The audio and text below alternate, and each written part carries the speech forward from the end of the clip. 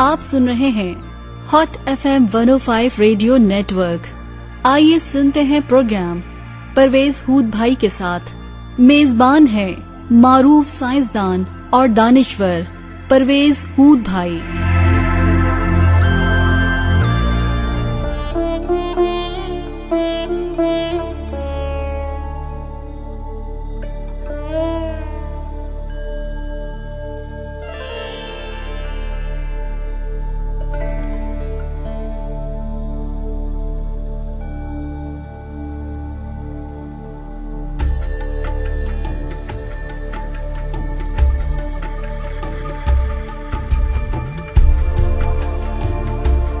ख़वातीनो हज़रात, जब किसी के पेट में दर्द हो जाता है या उसको दिल का दौरा पड़ता है या किसी वजह से भी अगर उसकी बीनाई में कोई खलल आ जाता है तो अतराफ के लोग उससे मुकम्मल हमदर्दी करते हैं। उसके दोस्त और घर वाले उसको अस्पताल ले जाते हैं, उसकी तीमारदारी करते हैं और उसकी हर तरह से मदद करते हैं। लेकिन अगर वो किसी ज़हनी मर्ज में मुब्तला हो जाए तो बात बिल्कुल ही मुख्तलिफ हो जाती है। उसको धुतकार दिया जाता है, उसके दोस्त और अहबाब उससे किनारा कशी इख्तियार करते हैं, उसको खौफ की नजरों से देखा जाता है, उससे पागल कहा जाता है। क्या ऐसा होना चाहिए? क्या ये हमेशा से ऐसा होता रहा है? जदीद दुनिया में दिमागी अमराज को कैसे देखा जाता है और इनका इलाज कहां तक मुमकिन है? मैं हूं परवेज हूद भाई। आज का प्रोग्राम दिमाग की बीमारियों के ऊपर है, ज़हनी अमराज। हाँ, ये बड़ा हिस्सास मसला है बहुत से लोगों के लिए। हमारे यहाँ अक्सर और बेशतर लोग इस पर तो बात भी नहीं करना चाहते हैं, मगर इस पर गुफ्तगू करना अशद जरूरी है। एक हिसाब के मुताबिक पाकिस्तान में 1.5 से 2 करोड़ लोग किसी न किसी ज़हनी बीमारी का शिकार हैं और अक्सरियत इनकी लड़कियों और खवातीन की है। अगर किसी की हड्डी टूट जाए या गुर्दे में दर्द हो तो हम उसे फौरन अस्पताल ले जाते हैं। लेकिन हमारे यहाँ जो ज़हनी मर्ज का शिकार होता है उसके साथ बाज दफा तरह तरह के जुल्म किए जाते हैं। उसको मज़ारों पर ले जाया जाता है जहां उसे अज़ियतें दी जाती हैं, इस ख्याल से कि उसके अंदर कोई जिन भूत या अफरियत घुसी हुई हैं और उसे मार मार के बाहर निकालना होगा। मगर ये एक फरसूदा, गैर इंसानी और गैर अखलाकी फेल है। और ये इस बात की भी दलील है कि हमारे यहाँ इंसानी दिमाग और इंसानी नफ्स के बारे में ना स्कूल, ना कॉलेज और ना यूनिवर्सिटी में दुरुस्त मालूमात दी जाती हैं। हमारे ज़राए अबलाग भी इस हिस्सास मसले के बारे में खामोश हैं। लिहाजा हर सिमत गलत फहमियां, गलत सोच और गलत मालूमात सरायत कर गई हैं। तो चलिए अब हम दिमागी अमराज को तारीखी तनाजुर में देखते हैं। एक जमाना था जब इंसान का जिस्म बहुत पुरअसरार समझा जाता था। मसलन कि पित्ते की खराबी की सूरत में इंसान गुस्सेला हो जाता है। ये सोच आम थी कि हमारे जज्बात का मंबा दिल है। लेकिन हम आज ये जानते हैं कि हमारा दिल सिर्फ एक पंप है और बवक्त जरूरत इस पंप की मरम्मत भी की जा सकती है, इसको बदला भी जा सकता है और शख्सियत के ऊपर, सोच के ऊपर कोई फर्क नहीं पड़ता। आज हम ये जानते हैं कि हमारा हाथ महज एक लीवर है और इस लीवर को हमारे पट्टे आगे और पीछे करते हैं। گویا کہ آج کوئی اس سے انکار کر ہی نہیں سکتا کہ انسانی جسم ایک مشین ہے. ہاں، ایک بڑی خوبصورت مشین ہے جس کا ہر پرزہ ٹھیک ٹھیک چلتا ہے. جدید سوچ ہمیں یہ بھی بتاتی ہے کہ ہمارا دماغ ایک کمپیوٹر کی مانند ہے جس کے مختلف پرزے ہیں، مختلف حصے ہیں جن کے خاص خاص کام ہوتے ہیں، اور اگر کسی ایک حصے میں کوئی خرابی آ جائے تو پورے کمپیوٹر کے چلنے میں خلل آ جاتا ہے. دماغ کے خاص خاص حصوں کے خاص خاص کام ہوتے ہیں. مثلا کہیں پر نام یاد رکھے جاتے ہیں، کہیں پر تصویریں، اور دوسرے حصوں میں منطقی اصولوں کے اطلاق سے فیصلے کیے جاتے ہیں. ہاں، اس میں کوئی شک نہیں کہ انسان کا دماغ کمپیوٹر سے کہیں زیادہ پیچیدہ ہے اور اس کو سمجھنا کہیں زیادہ مشکل ہے. لیکن آج سائنس کی دنیا میں اس کی جانب زبردست پیش رفت ہو رہی ہے. گو کہ یہ کہنا آج بڑا مشکل ہے کہ کب ایک ایسا کمپیوٹر بنایا جا سکے گا جو انسانی دماغ کا مقابلہ کر سکتا ہے. لیکن اس میں کوئی شک نہیں کہ وہ وقت بہت زیادہ دور نہیں ہے. اب چلیے ہم اپنے اصل موضوع کی طرف آتے ہیں، دماغی امراض. دماغی ڈاکٹر یا ماہر نفسیات کہتے ہیں کہ یہ وہ ذہنی کیفیت ہے جس میں اگر کوئی شخص مبتلا ہو جائے تو پھر وہ روزمرہ کی زندگی یا تو گزار نہیں سکتا یا اس کو گزارنے میں بہت دقت ہوتی ہے. دماغی بیماریوں کی شدت کم ہو سکتی ہے یا زیادہ. علالت کی شدت یہاں تک بڑھ سکتی ہے کہ ایک شخص اپنی زندگی سے تنگ آ جائے اور وہ اپنے آپ کو ختم کرنا چاہے. ذہنی بیماریاں طرح طرح کی ہو سکتی ہیں. ایک عام ذہنی بیماری کا نام ڈپریشن ہے، یعنی کہ بے جا افسردگی، مایوسی اور غم میں ہر وقت مبتلا رہنا. اب اس کی تشخیص کیسے کی جائے؟ آخر ہر شخص کے اوپر برے وقت تو گزرتے ہیں. کوئی ایسا نہیں جو ہر وقت خوش و خرم رہتا ہے. ہر ایک کے اوپر مصیبتیں آتی ہیں. ہر شخص کسی نہ کسی وقت غم میں مبتلا ہوتا ہے، حالات سے اپنے آپ سے مایوس ہوتا ہے، وہ افسردہ رہتا ہے. ہاں، یہ ضروری نہیں کہ یہ محسوسات کسی خرابی کی علامت ہوں. ہر شخص مختلف ادوار سے گزرتا ہے، لیکن اگر کوئی شخص ہر وقت افسردہ رہے، غمگین رہے، مایوس رہے تو پھر یہ کسی خرابی کی علامت ہو سکتی ہے. اس کا کیسے تعین کیا جائے؟ یہ شاید میرے اور آپ کے بس کی بات نہیں ہے. اس کے لیے ایک دماغی ڈاکٹر یا ماہر نفسیات کی خدمات حاصل کرنا پڑیں گی. ڈپریشن کوئی ناقابل علاج بیماری نہیں ہے. اس کا تعلق اس شخص کی زندگی کے حالات سے ہو سکتا ہے، یعنی کہ اس کے پیچھے ٹھوس وجوہات ہو سکتی ہیں.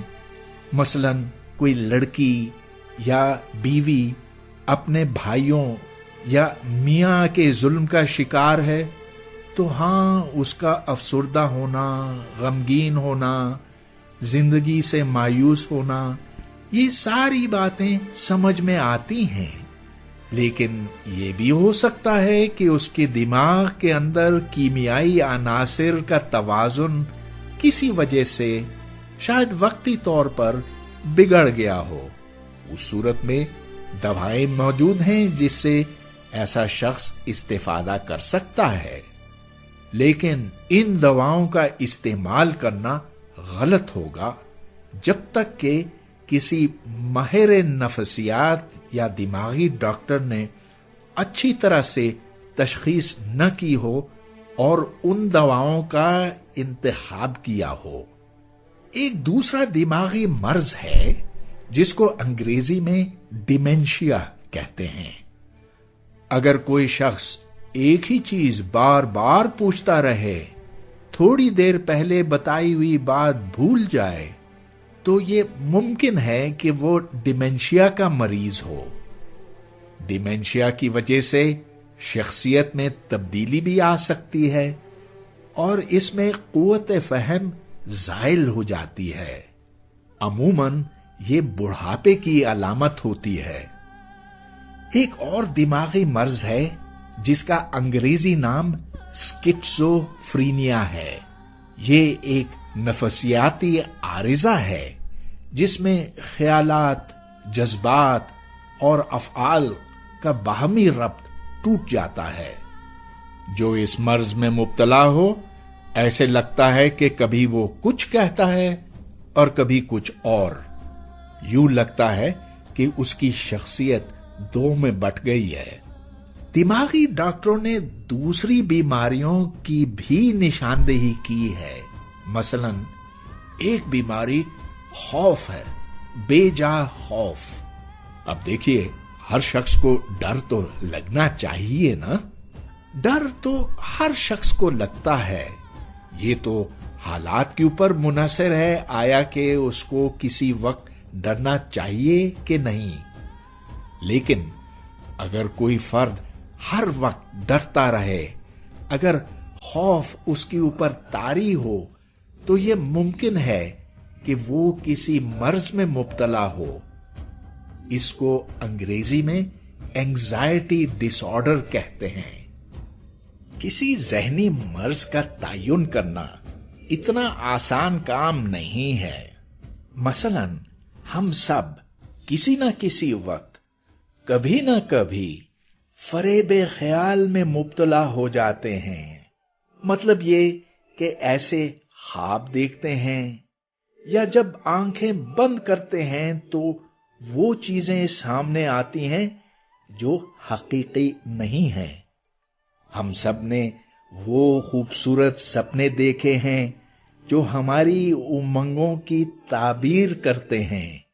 ऐसा अगर कभी कभी हो तो ठीक है, ये बिल्कुल नॉर्मल है। लेकिन वो शख्स जो अपने ख्वाबों को सच्चा समझता है और उसे हकीकत मानता है, ये ऐन मुमकिन है कि वो शख्स ज़हनी तौर पर बीमार हो।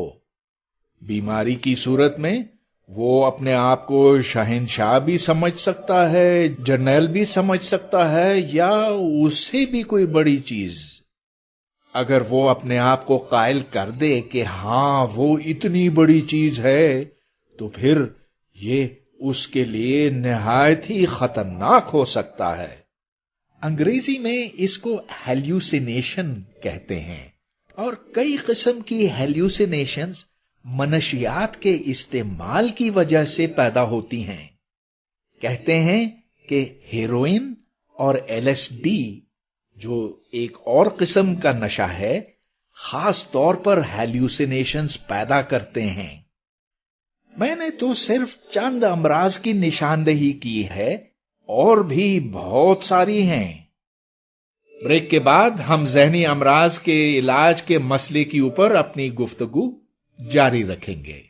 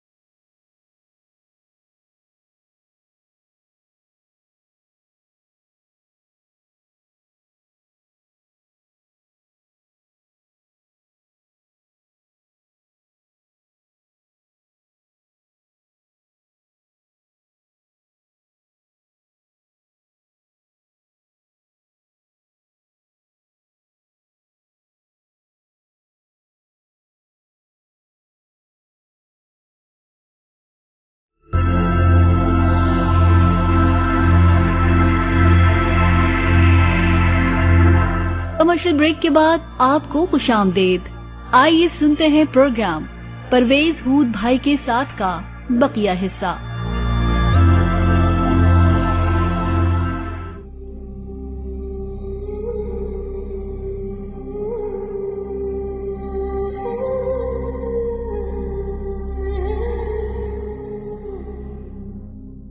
सामाइन, मैं हूं परवेज हूद भाई। ब्रेक से पहले हम दिमागी अमराज के मौजू के ऊपर बात कर रहे थे। दिमाग की क्या क्या बीमारियां हो सकती हैं, इनकी क्या अलामात हैं और इनके मुमकिना हल के तरीके क्या हो सकते हैं। हमें इस मौजू पर बात करने की जरूरत इसलिए पेश आ रही है कि 1.5 से 2 करोड़ पाकिस्तानी किसी न किसी जहन के मर्ज में मुब्तला हैं। अब अमराज के असबाब की 2 मुख्तलिफ शाखें हैं। बज़ाहिर तो ये 2 शाखें एक दूसरे से लाताल्लुक हैं, मगर ये उसी तने से जाकर जुड़ती हैं। इसका मतलब ये बनता है कि इन 2 वजूहात को आप एक दूसरे से बिल्कुल जुदा नहीं कर सकते। एक शाख का ताल्लुक दिमाग की साख्त के साथ है, जिसका मतलब ये कि हम इसको बेहतर तौर पर समझ सकेंगे अगर हम दिमाग को कंप्यूटर से तशबीह दें। जिस तरह कंप्यूटर के पुर्जों में कभी कभी कहीं कहीं कोई ना कोई खराबी आ सकती है, जिसकी वजह से उस कंप्यूटर की कारगुजारी में खलल पड़ता है, इसी तरह इंसानी दिमाग के मुख्तलिफ हिस्सों में कहीं कहीं कोई खलल आ सकता है, जिसकी वजह से ज़हनी बीमारी लाहक होती है। अलबत्ता इंसानी दिमाग चिप्स का नहीं बना हुआ है। इसके अंदर अरबों खरबों न्यूरॉन्स होते हैं। न्यूरॉन्स दिमाग के खलिए होते हैं और ये एक दूसरे के साथ नन्हे नन्हे बिजली के झटकों से राब्ता रखते हैं। ये राब्ता रखने की खातिर दिमाग के अंदर खास किस्म की कीमियाई मादा मौजूद होता है। उनके मुख्तलिफ नाम हैं, सेरोटोनिन, मेलाटोनिन वगैरह वगैरह। जब इनकी मिकदार किसी वजह से कम हो जाती है तो उससे ज़हनी परेशानी शुरू होती है। दिमाग के अंदर राब्ते टूटने लगते हैं। इन कीमियाई मादे की मिकदार बढ़ाने के लिए आज हमारे पास मुख्तलिफ किस्म की दवाएं हैं। इन दवाओं से फायदा भी हो सकता है और वो अफराद जो डिप्रेशन और मायूसी का शिकार होते हैं, बाज औकात उनको इससे आफाका भी होता है। लेकिन ये कोई यकीनी बात नहीं है और अब भी ये बहस जारी है कि इन दवाओं से किन हालात में कितना फायदा हो सकता है। जो दूसरी शाख है उसका ताल्लुक इज्तिमाई, समाजी, इनफिरादी और शख्सी अवामिल के साथ है। हमारे माहौल के हवाले से मेरा मतलब पाकिस्तान के ज़िमन में इस शाख के ऊपर बोझ ज्यादा है बनिस्बत पहली शाख के। तो आइए अब हम इन समाजी वजूहात के ऊपर अपनी तवज्जो मरकूज करते हैं।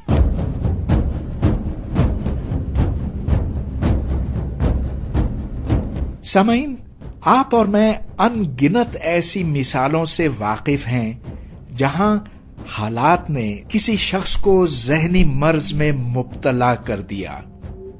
मैं आपके सामने बस 2-3 ही ऐसी मिसालें रखता हूं, लेकिन आप इससे कहीं ज्यादा से वाकिफ होंगे।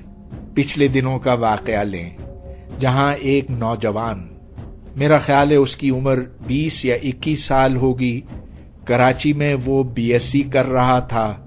इम्तिहान उसको देना था, लेकिन जब वो अपना पर्चा देने के लिए गया तो वो बस 5 मिनट देर से पहुंचा और मुम्तहन ने कहा कि तुम ये इम्तिहान आज नहीं दे सकते हो। اس نوجوان نے ٹیچر کو منانے کی بہت کوشش کی، لیکن جب وہ نہیں مانا تو اس نے جا کر اپنے آپ کو پھانسی دے دی۔ اب ذرا سوچئے اس نے یہ کیوں کیا ہوگا؟ اپنی قیمتی جان اس نے کیوں ضائع کی؟ بات واضح ہے، والدین نے، دوستوں نے اور اس کے سماج نے اس کو یہ باور کرایا تھا کہ اگر وہ امتحان میں اچھے نمبر نہیں لیتا تو اس کی کوئی قدر و قیمت نہیں رہے گی۔ اس کے دماغ میں یہ فطور ڈالا گیا، قدرتی طور پر یہ موجود نہیں تھا۔ یہ سماج کا قصور ہے، یہ اس کے والدین کا قصور ہے، جنہوں نے یہ کہا کہ تم ہمارے نزدیک کچھ بھی نہیں ہوگے، ہمارے لیے شرمندگی کا باعث ہوگے اگر تم نے اچھے نمبر نہیں لیے۔ اب یہ رویہ بالکل غلط ہے۔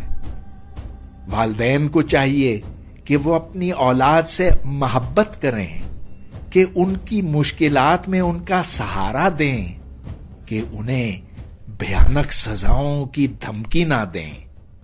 ہاں، اس میں کوئی شک نہیں کہ والدین کو چاہیے کہ وہ اپنے بچوں سے کہیں، پیار سے کہیں کہ بیٹے کام کرو، پڑھو، اور اس طرح تمہارا مستقبل سنور جائے گا۔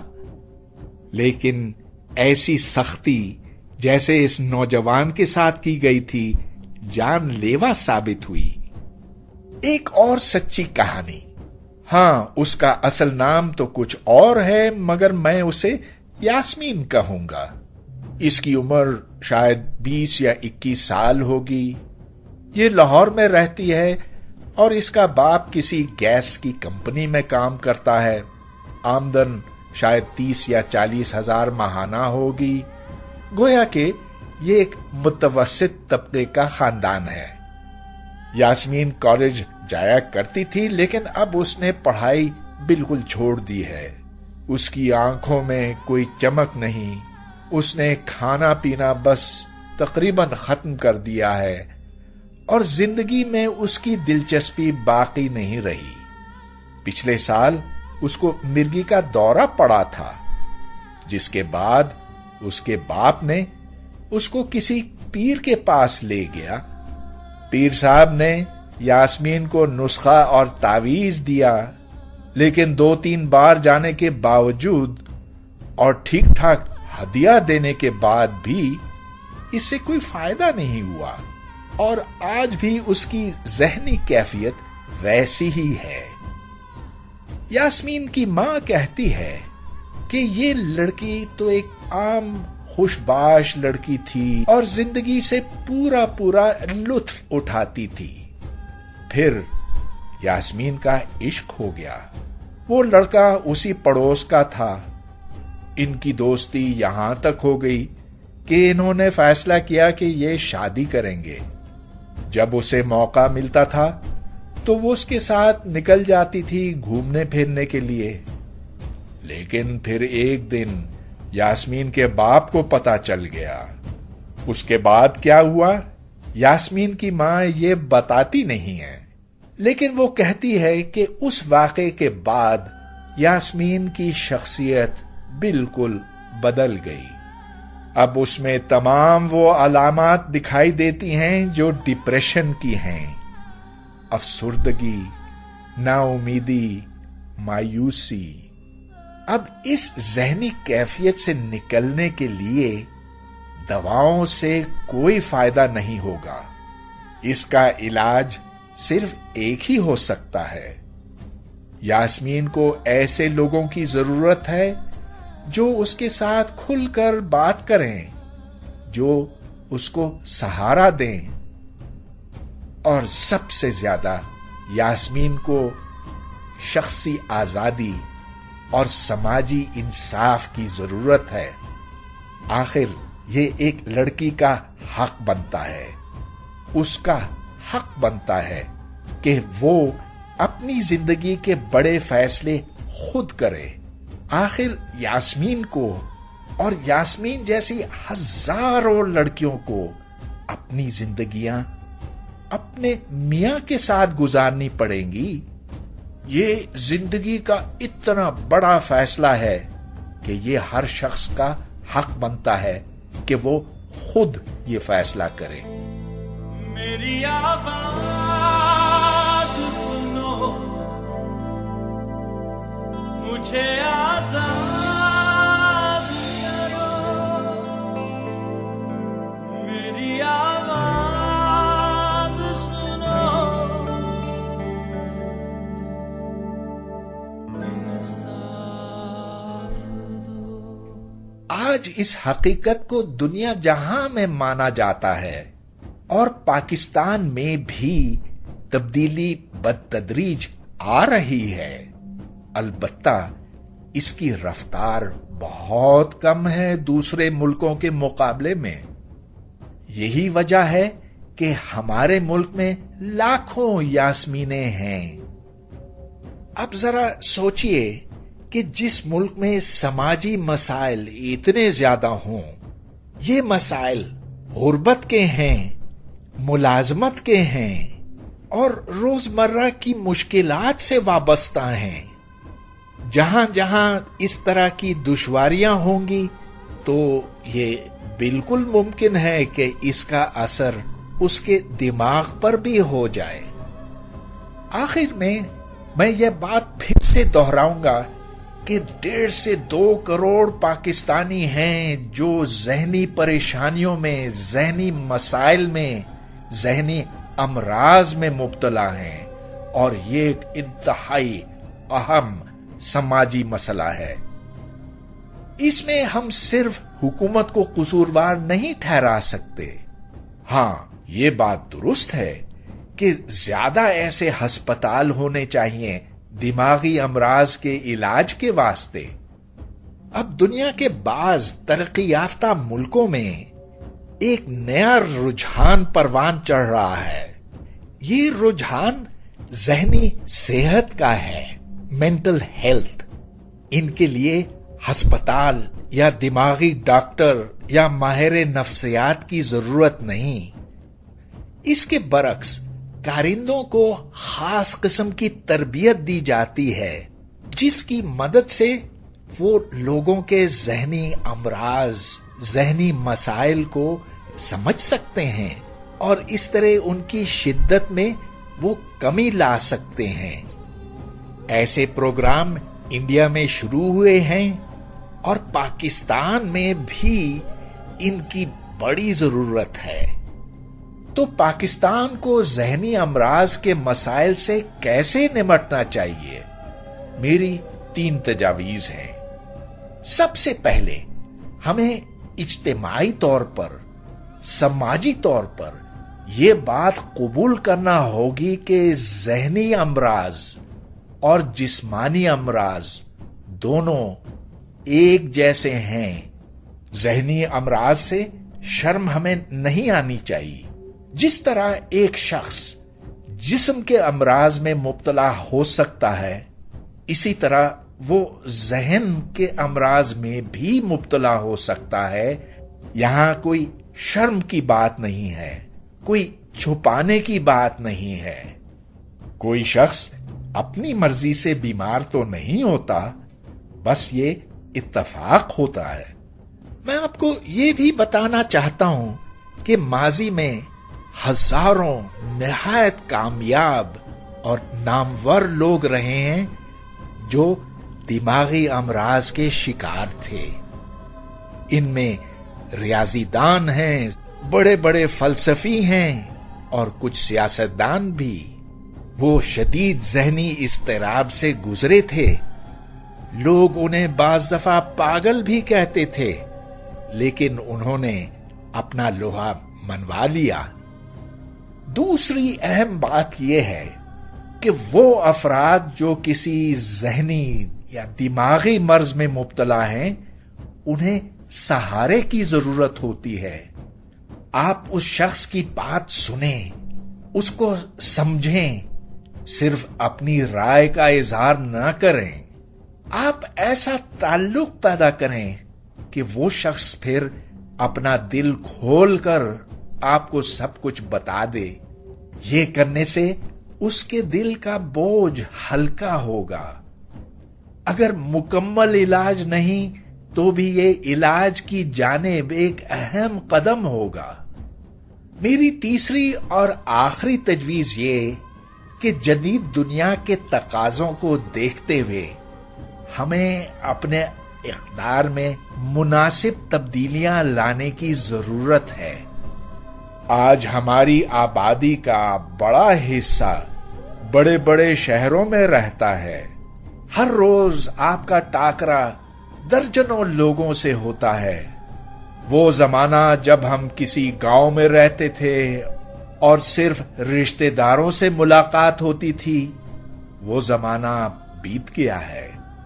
بدلتے ہوئے حالات اور بدلتے ہوئے ماحول کو مد نظر رکھتے ہوئے ہمیں اپنے رویے، اپنے اقدار بھی بدلنے پڑیں گے.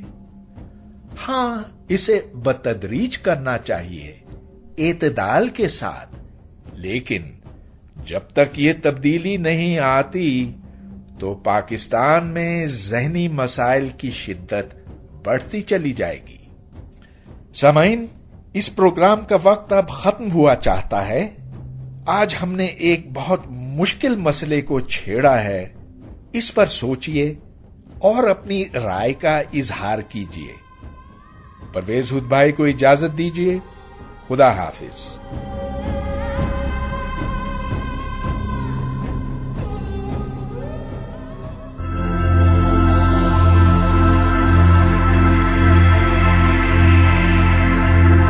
آپ نے پروگرام سنا پرویز ہود بھائی کے ساتھ.